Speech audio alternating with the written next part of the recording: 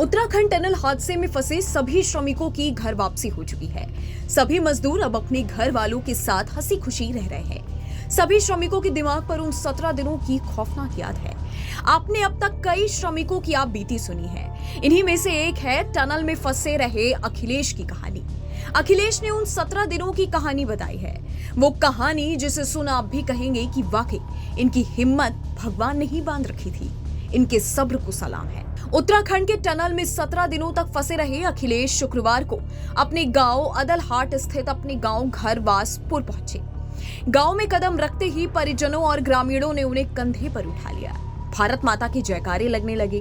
बेटे को देखकर मां के आंसू आ गए। मां ने अपने बेटे की आरती की और नजर उतारी। पूरे घर को दियों से सजाया गया था। देर रात तक उससे मिलने के लिए लोग आते रहे। इसके बाद अखिलेश ने अपनी आप बीती बताई। एक अखबार से बात करते हुए अखिलेश ने कहा कि सुरंग के अंदर लगभग 2.5 किलोमीटर जगह थी। इसमें बिजली व्यवस्था के साथ ही कंक्रीट लाइनिंग भी थी। 16-17 घंटे बाद जब बाहर से उन्हें ऑक्सीजन खाने पीने का सामान दिया जाने लगा, मनोरंजन का भी कई सामान दिया गया। उसमें बैट बल्ला भी था। अंदर हम लोग मैच खेलते थे।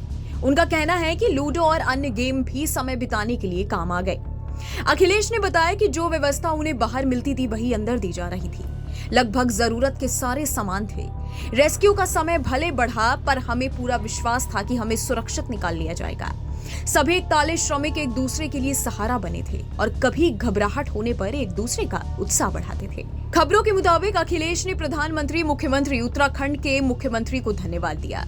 इससे पहले एक श्रमिक ने बताया था कि जब हादसा हुआ तो हमें लगा कि ऑक्सीजन पाइप में कुछ डैमेज हुआ है। हम जब आगे आए तो देखा कि सामने से मलबा आ रहा है। फिर हमारी हिम्मत टूट गई। उन्होंने बताया कि जिस जगह हम फंसे थे उस जगह टनल की लंबाई 2.5 किलोमीटर तक थी और चौड़ाई 14 मीटर थी। आपको बता दें कि 17 दिनों के लंबे इंतजार के बाद आखिरकार 41 मजदूरों ने बाहर की दुनिया देखी। जिंदगी और मौत की जंग के बीच जिंदगी आखिरकार जीत गई। लंबे वक्त के बाद अपने परिवारों से श्रमिक मिले। ये कोई चमत्कार ही है कि 41 मजदूरों को एक खरोच तक नहीं आई। सभी मजदूरों को अस्पताल में डॉक्टरों की निगरानी में रखा गया था, जिसके बाद अब सभी श्रमिक अपने घर हैं। यह हिंदुस्तान का सबसे बड़ा रेस्क्यू ऑपरेशन था जिस पर पूरी दुनिया की नजर टिकी हुई थी। इस वीडियो में फिलहाल इतना ही। बाकी देश और दुनिया की तमाम बड़ी खबरों के लिए आप देखते रहिएगा न्यूज़ नेशन।